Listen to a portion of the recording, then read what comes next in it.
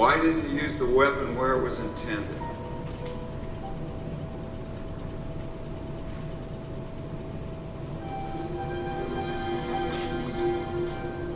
Oh, you don't need that, Jack.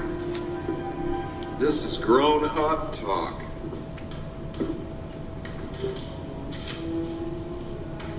Pretty strange, Jack.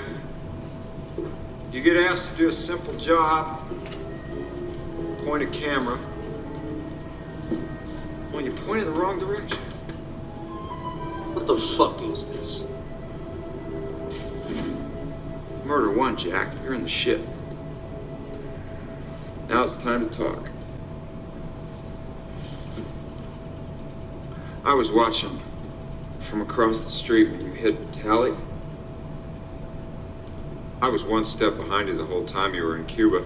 Not that I mind about Vitaly, he won't be missed. Who do you think you're dealing with? Bunch of cheap crooks, pimps, dealers, racetrack artists. Who am I dealing with exactly? Imagine this.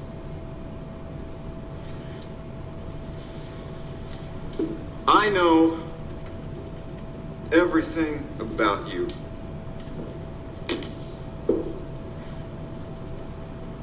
The real reasons you left Chicago. The little jobs you did for Agent Proby. Those little fees didn't wind up on your tax return, did they? You ain't with the IRS. No. I ain't with the IRS. Got a lot of good friends over there. But you can get the IRS down on my back. I can get just about anybody down your back. Or off your back.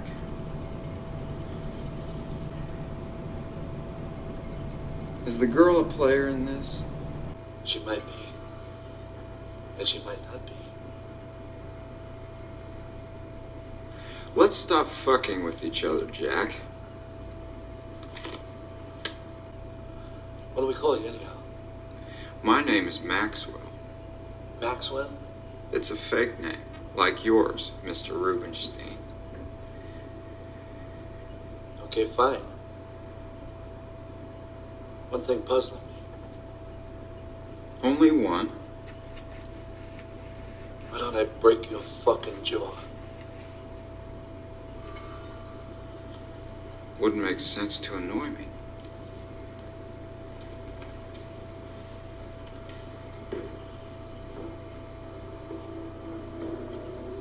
Wait a second, Mr. Lone Ranger.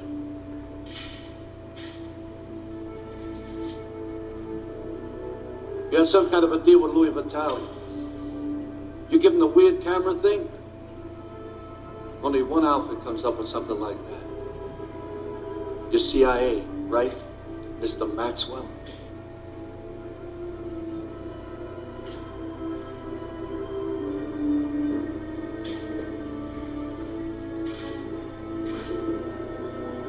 Be in touch, Ruby.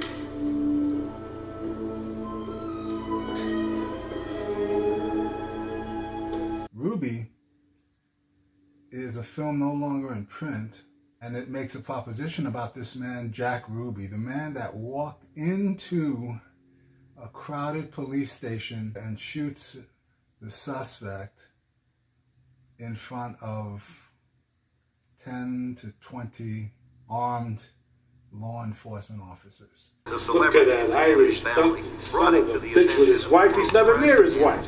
Him and his fucking brother, they think who the fuck they are. And worse than gangsters. Parents I want to say something. Joseph Kennedy. Chop a dog's head. Tail dog, they wag it.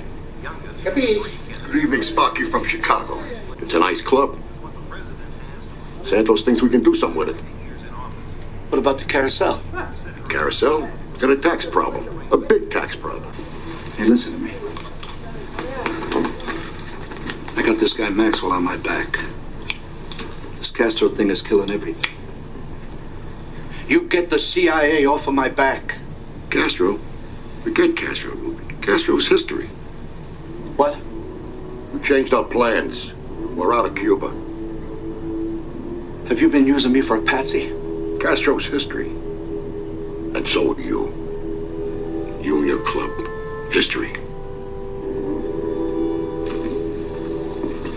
Well, let me tell you something. In New York, there's a man called Joe Valachi. He worked the West Side. They come for him one day. They muscled him. He knew his time was up, so he ratted him out. What a stupid idiot guy. I can't believe he's stupid. Hey, Maxwell. Ah, Mr. Maxwell, the main man. Ronnie Doyle's coming in. Vacationing with his children, away from the spotlight of politics. You can't be relied on, can you, Jay?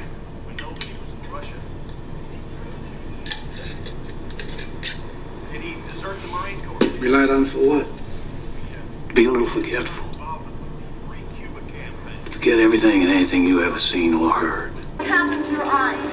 A policeman hit me. Let go. Are you a communist? I'm just a patsy. Are you Russian? Once upon a time, everybody knew where they stood. Values. Now it's all fucked up.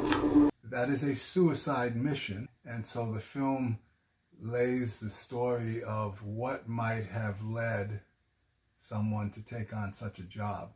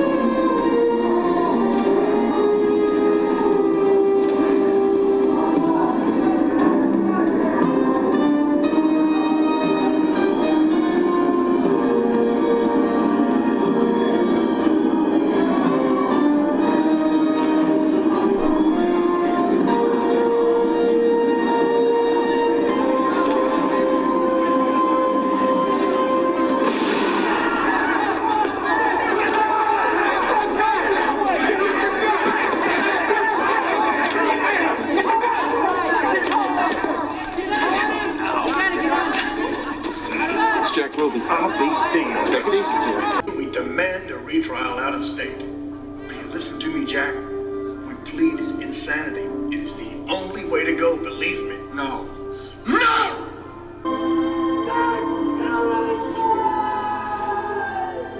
They're killing me!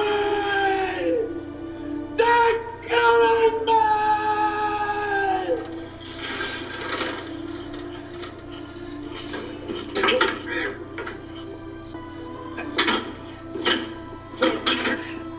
Okay, Jack. This is just to calm you down.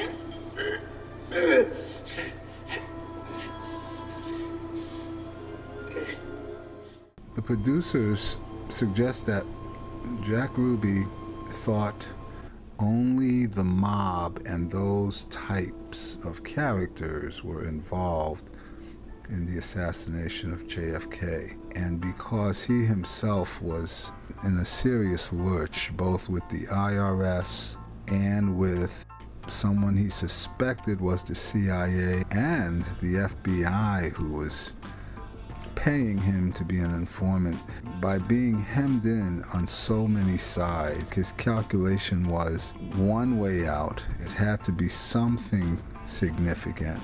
And his access to the Dallas police caused them to trust him and let him walk right in to the basement like he might on any other day and shoot the suspect. By doing so, not realizing that the government may have been involved, he thought he would automatically be put into the most secure of witness protection programs, wherein he could then tell them everything he knew.